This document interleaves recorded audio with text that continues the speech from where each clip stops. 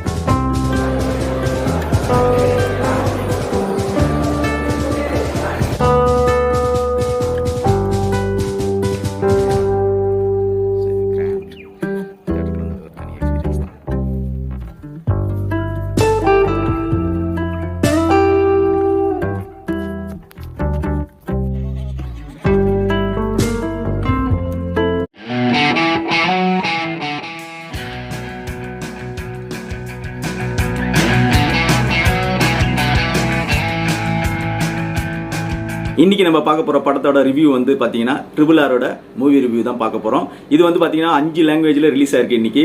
அதில் வந்து பார்த்தீங்கன்னா தமிழ், தெலுங்கு, அப்புறம் கன்னடா, மலையாளம் அண்ட் ஹிந்தி, இப்படி 5 மொழியில் ரிலீஸ் ஆயிருக்கு இந்த படம்.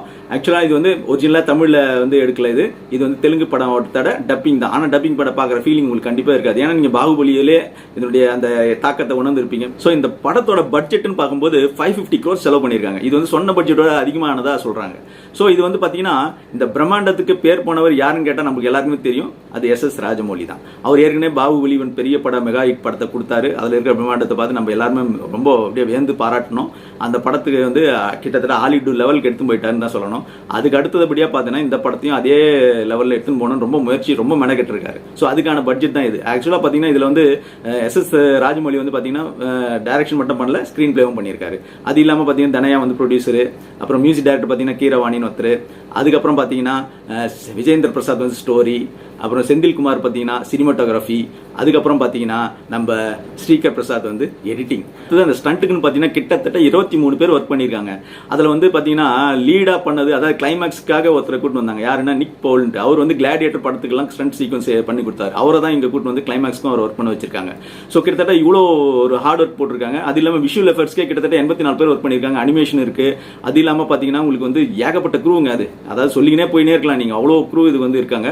ஸோ இது வந்து ஒரு பிரம்மாண்டத்துக்கு பெயர் போன ஒரு படம்ன்றது சொல்றதுல எந்த ஒரு தப்பும் கிடையாதுன்னு நான் நினைக்கிறேன். ஸோ இந்த படத்துல லீட் ரோல 2 பேர் நடிச்சிருக்காங்க. அதாவது முக்கியமான 2 லெஜண்ட் அப்படின்னு தான் சொல்லணும். ஏன்னா அந்த அளவுக்கு இவங்க உழைப்பை போட்டிருக்காங்க. அதனால அவங்க யார் இதுக்கு பொருத்தமானு பார்க்கும்போது கரெக்டாக SSR வந்து கரெக்டாக சூஸ் பண்ணியிருக்காரு. அதில் ஒன்று வந்து நமக்கு தெரியும் ராம் சரண், அவர் வந்து சிரஞ்சீவி சன், அடுத்தது ஜூனியர் NTR. இவங்க 2 பேரை வந்து சூப்பராக சூஸ் பண்ணியிருக்காரு. அவங்க அதுக்கு ஏற்ற உழைப்பு போட்டிருக்காங்க தான் சொல்லணும் இந்த படத்தில். அடுத்தது பார்த்தீங்கன்னா ஆலியா பட், அஜய் தேவகானும் சின்ன ரோலில் நடிச்சிருக்காரு. அது இல்லாமல் நம்ம சமுத்திரகனி சாரும் நடிச்சிருக்காரு. அப்புறம் ஆலிவா மோரிஸ்னு ஒருத்தர் இங்கிலீஷ் ஆக்டர் கூட்டு வந்து இந்த படத்தில் ஒரு முக்கியமான கேரக்டர் கொடுத்துருக்காங்க. அதாவது நம்ம ஜூனியர் NTRக்கு ஜோடி மாதிரி வர மாதிரி கொடுத்துருக்காங்க. ஸோ அவங்களும் நல்லா நடிச்சிருக்காங்க ஜெனிஃபர் இந்த படத்தில். அது இல்லாமல் நம்ம சிரியா சரண் ஒரு சின்ன குட்டி ரோலில் நடிச்சிருக்காங்க. ஸோ இவங்க தான் முக்கியமான கேரக்டர்ஸ் இந்த படத்தில் வராங்க. இந்த படத்தோட ஓப்பனிங் சீனே நம்மளை வந்து ஒரு நாட்டுப்பற்று வந்து உண்டாக்குற ஒரு சீன் தாங்க இது. ஆக்சுவலாக பார்த்தீங்கன்னா நம்ம பிரிட்டிஷ் ராஜ்யத்துக்கிட்ட எவ்வளோ அடிமையாக இருந்திருக்கும் அப்படின்றது இந்த ஒரு சீன் வச்சு நம்ம வந்து ஃபுல்லாக சொல்லிடுறோம் நம்ம SSR. ஸோ அவர் என்னன்னா ஒரு சின்ன பொண்ணை வந்து அவங்க கூட அழைச்சின்னு போயிடுவாங்க. அதாவது ராணியும் துரையும் அங்கே வராங்க காட்டுக்கு. அதை காட்டுக்குன்னா அங்கே வந்து ஒரு இனம் வாழுது, காட்டுக்குள்ளே ஒரு இனம் வாழுது. அந்த இனத்தில் இருக்கிற ஒரு பொண்ணை அங்கேருந்து அழைச்சின்னு போயிடுவாங்க. அதுக்கு வந்து அவங்க அம்மா அப்பா சம்மதிக்கிறான்னு அவங்க அம்மா போட்டு அடித்து அந்த இடத்துல சாவடிச்சிடுறாங்க. ஸோ இது வந்து நிஜமாக ஒரு வந்து அடிமைத்தனத்தோட ஒரு உச்சக்கட்டுன்னு சொல்லலாம். இது நம்ம அந்த அளவுக்கு நம்ம அந்த காலத்தில் வாழ்ந்துருக்காங்கன்னும் போது நம்மளுக்கெல்லாம் இன்னும் ஹிட்லரில் என்ன பெரிய ஹிட்லர், அவரோட இவ்வளோ அராஜகம் பண்ணியிருக்காங்க அந்த பிரிட்டிஷ்காரங்க அப்படின்றது நம்மளுக்கு தெரியுது. நம்ம நாட்டில் கொல்ல மட்டும் அடிக்காமல் நம்மளை எவ்வளோ அடிமைத்தனத்தோடு வச்சிருக்காங்க, நாட்டை முன்னேற விடாமல் வச்சிருக்காங்க அப்படின்றதுக்குலாம் இது ஒரு சின்ன சீன் போதுங்க. அந்த சீனை வந்து இது விளக்குதுங்க. அந்த காட்டுக்குள்ளே வர இனத்தில் தான் நம்ம ஜூனியர் NTRம் இருக்காரு. ஸோ ஆனால் அந்த ஃபஸ்ட்டு சீனில் காமிக்க மாட்டாங்க. அது அழைச்சின்னு போன பிறகு தான் தெரியும் அவர் தான் அந்த பண்ணை காப்பாற்ற போகிறார் அப்படின்றத கதை நம்மளுக்கு. அதுதான் ஸ்டார்டிங் கதையை நம்ம எடுத்துன்னு போகுது உள்ள. அதுக்கு முன்னாடி நம்ம ஒரு இவருக்கு ராம்சரனுக்கு ஒரு ஓப்பனிங் சீன் கொடுக்குறாங்க. சும்மா அடிச்சிக்கவே முடியாதுங்க, நிஜமாவே சொல்கிறேன். ராம்சரனுக்கும் சரி ஜூனியர் என்டிஆருக்கும் சரி இந்த ஓப்பனிங் சீன்லாம் ஐயோ. இந்த ராம்சரன் எடுத்துங்களேன், ஒரு வந்து பெரிய போராட்டம் நடக்குது, கிராமவாசிகள்லாம் ஃபுல்லாக பயங்கர ஜன கூட்டம். அந்த கூட்டத்தில் போய் ஒருத்தரை வந்து பிடிச்சிட்டு வந்து அரெஸ்ட் பண்ண சொல்கிறாரு நம்ம பிரிட்டிஷ் துறை. அவரு அந்த ஜனத்தில் அடித்து பிடிச்சி போய் அதை அது கிட்டத்தட்ட அது வந்து செமையான சீனுங்க. அது மாதிரி படம்லாம் எடுக்க முடியாது, லென்த்தி சீனுங்க. அவர் சண்டையில் அடிபட்டு மிதிப்பட்டு போய் எடுத்துன்னு வராரு, அந்த ஆளை கூண்டு வராரு பாருங்க. அது அவருடைய ஸ்டண்ட்டுக்கு நிஜமாக பாராட்ட வேண்டிய விஷயம். நிஜமாக இவ்வளோ மெனக்கெட்டுருப்பாரு நான் கூட எதிர்பார்க்கல ராம்சரன்லாம், நிஜமாவே சொல்கிறேன். அது இல்லாமல் நம்ம என்டிஆர் ஜூனியர் என்டிஆருக்கு ஒரு சீன் ஃபர்ஸ்ட் ஓப்பனிங் சீன் காட்டில், அவர் காட்டில் வாசின்றதால் காட்டில் ஒரு சீன் கொடுப்பாங்க ஓப்பனிங் சீனு. ஒரு புலிகிட்ட இருந்து எப்படி அவர் வந்து தன்னை காப்பாற்றிக்கிறாருன்றது கிளீனாக அப்படியே சூப்பராக சொல்லியிருப்பார். நல்ல சேசிங் சீனு. அந்த புலிகிட்ட இருந்து எப்படி தப்பிப்பார், கடைசியில் அந்த புலியே சாவடிச்சிட்டாரு. ஸோ இது வந்து ஒரு பயங்கரமான ஒரு பிரம்மாண்டமான ஒரு படங்க இது. அதாவது ரெண்டு பேரும் சண்டைக்காக மட்டும் இது இல்லை. நம்ம ஜூனியர் என்டிஆர்லாம் நான் இந்த வரைக்கும் படமே நிறைய பார்த்ததில்லை, 1-2 கூட நான் ரொம்ப அதிக சீன் பார்த்து கிடையாது. ஆனால் இதில் வந்து அவ்வளோ ஒரு எக்ஸ்பிரஷன் என்ன மாதிரி குத்துருக்காரு தெரியுங்களா? வெறும் சண்டைக்காக மட்டும் இல்லைங்க, அவர் வந்து மூஞ்சி எக்ஸ்பிரஷன்லாம் எந்த இடத்துல எப்படி கொடுக்கணுன்றத அப்படி பக்காவாக நம்ம எஸ்எஸ்ஆர் வந்து வேலை வாங்கியிருக்காரு. ஸோ அவ்வளோ மெனக்கெட்டுருக்காங்க இந்த படத்துக்காக இவங்க 2 பேரும். ஸோ இவங்க 2 பேரோட ஓப்பனிங் சீன் இது. ஆக்சுவலாக நம்ம வந்து ராம்சரன் நினைக்கும் போது நம்ம பிரிட்டிஷ்காரருக்கு சப்போர்ட்டாக இருக்காரோ அப்படின்னு தோணும் ஸ்டார்டிங்கில். ஏன் அது மாதிரி இருந்தாருன்றதுக்காக தான் அந்த ஃப்ளாஷ்பேக் அஜய் தேவ்கான் வருவார். அந்த ஃப்ளாஷ்பேக்கில் அஜய் தேவ்கான் தான் இவருடைய அப்பா. ஸோ அவர் வந்து நிறைய பேருக்கு பயிற்சி கொடுத்துன்னு இருப்பார். இந்த பிரிட்டிஷ் ராஜ்யத்துக்கு எதிர்த்து போராட்டத்துக்கு தங்களால் வந்து முக்கியமாக ஆயுதம் இல்லை, ஆக்சுவலாக கன்று இருக்கணும் அப்படின்றது. அவர் ஆயுதம் இருந்தால் எல்லாரையும் வந்து நம்ம எதிர்த்து போராட முடியும், எல்லாருக்கிட்டையும் இந்த கன்று வேணும் அப்படின்றதுக்காக அதாவது துப்பாக்கி சுடும் பயிற்சியை வந்து ஒரு கிட்டத்தட்ட ஒரு சின்ன கூட்டமாக வச்சு பயிற்சி கொடுத்துன்னு இருப்பார். அதில் அவன் பையனும் ஒருத்தன். ஸோ அந்த பையனோட அந்த திறனை பார்த்து அந்த பையனுக்கு வந்து நீ வந்து எல்லாருக்கும் அதாவது அவங்ககிட்ட சத்தியம் வாங்கிடுறாரு, நீ வந்து எல்லார்கிட்டையும் ஆயுதம் இருக்கிற மாதிரி நீ ஏற்பாடு பண்ணி தந்து அதுக்கப்புறம் நீ போராடினா நீ வெற்றி வந்து ஈஸியாக வாங்க முடியும் பிரிட்டிஷ்கிட்ட இருந்து அப்படின்றதுக்காக அந்த சத்தியம் வாங்குறாரு. அவங்க அப்பா இறந்துறாரு ஒரு பிரிட்டிஷ்காரங்கிட்ட இருந்து. ஸோ அதுலேருந்து இவர் தப்பிச்சு இவங்க கூட்டம்லாம் வெளியே வந்துடும், அதுலேருந்து தப்பிச்சு வந்துடுறாங்க இல்லையா. அதுக்கப்புறம் இவர் போய் போலீஸில் ஜாயின் பண்ணுறாரு. ஸோ அவங்களுக்கு சப்போர்ட்டாக இருக்கிற மாதிரி இருந்துக்கிட்டு அங்கேயும் சமுத்துக்கணியும் அதே மாதிரி அவங்க அப்பா கூட அவங்க மாமா தான் ஆக்சுவலாக அவரும் வந்து இதில் இருக்கார். ஸோ அந்த படத்தில் வந்து ராம்சரனோட மாமாவாக தான் நம்ம சமுத்துக்கணி இருக்காரு. சமுத்துக்கணி பொண்ணு தான் வந்து ஆலியா பட் வந்து இவருக்கு வந்து சீதா அவங்க கேரக்டரில் நடிச்சிருக்காங்க, இவருக்கு ஜோடியா. இந்த கிராமத்து மக்கள்கிட்டலாம் இவர் வந்து நம்ம ராம்சரன் வந்து ஒரு வாக்கு கொடுத்துட்டு வர்றாரு, கண்டிப்பாக நான் வந்து வரும்போது ஒரு பெரிய ஆயுத வலிமையோடு நான் இங்கே வருவேன். ஸோ அப்போ நம்ம எல்லாரும் சேர்ந்து ஒன்றா போராடணும் அப்படின்ற அந்த ஒரு பெரிய குறிக்கோளோட அவர் போகிறாரு. ஆலியா பட்டும் அதுக்கு வழி அனுப்பி வைப்பாங்க, அவங்களுக்கு வந்து சப்போர்ட்டிவாக இருப்பாங்க. ஏற்கனவே சமுத்திரக்கனியும் இந்த பிரிட்டிஷ் போலீஸில் இருப்பார். ஸோ இவரும் அங்கேயே போய் ஜாயின் பண்ணுறாரு.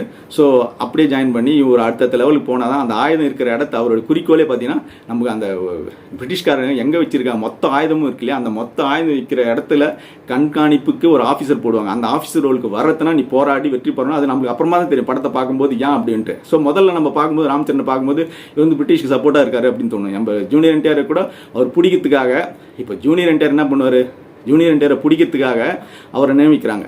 ஸோ அது எப்படின்னா இவர் ஏன் ஜூனியர் என்டிஆர் பிடிக்கிறாங்கன்னா அவருக்கு அந்த நிசாம் இப்போ பிரிட்டிஷ்காரருக்கு மட்டும் எதிர்த்து போராடல, இவங்க நிசாம் ஆஃப் ஹைதராபாத்துக்கிட்டையும் அவங்க தான் இவங்களுக்கு தூது சொல்கிறாங்க. யாருக்கு, பிரிட்டிஷ்க்கு. இது மாதிரி ஜூனியர் என்டிஆர் அதாவது அவர் கேரக்டர் பீம் வந்து உங்களை வந்து தேடி ஒருத்தன் வருவான், அந்த கூட்டத்திலேருந்து அந்த பொண்ணு காப்பாற்ற வருவான் அப்படின்னு சொல்லும்போது அவன் வந்து சும்மா சாதாரண ஆள் கிடையாது, அந்த பீம்ன்றவர் வந்து பயங்கரமான ஒரு போராளி அப்படின்னு சொல்லி அந்த ஹிண்ட் கொடுத்துருவாரு நம்ம பிரிட்டிஷ்காரர். ஸோ அவங்க வந்து தேடுறதுக்கு ஒரு ஆள் நியமிக்கிறாங்க, அவர் தான் நம்ம ராமச்சரன்.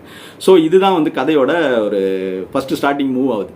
ஸோ ஃபர்ஸ்ட் ஆஃப் ஃபுல்லாகவே ரொம்ப ஒரு அதாவது டக்குன்னு போயினே இருக்குங்க, ஸ்பீடாக போகுதுங்க படம். நல்லா இருக்குது பார்க்கறதுக்கு, ஃபர்ஸ்ட் ஆஃப் ஃபுல்லாகவே நல்லா இருக்குது பார்க்கறதுக்கு. ஸோ ரொம்ப ஒரு த்ரில்லிங்காக போயினே இருக்குது.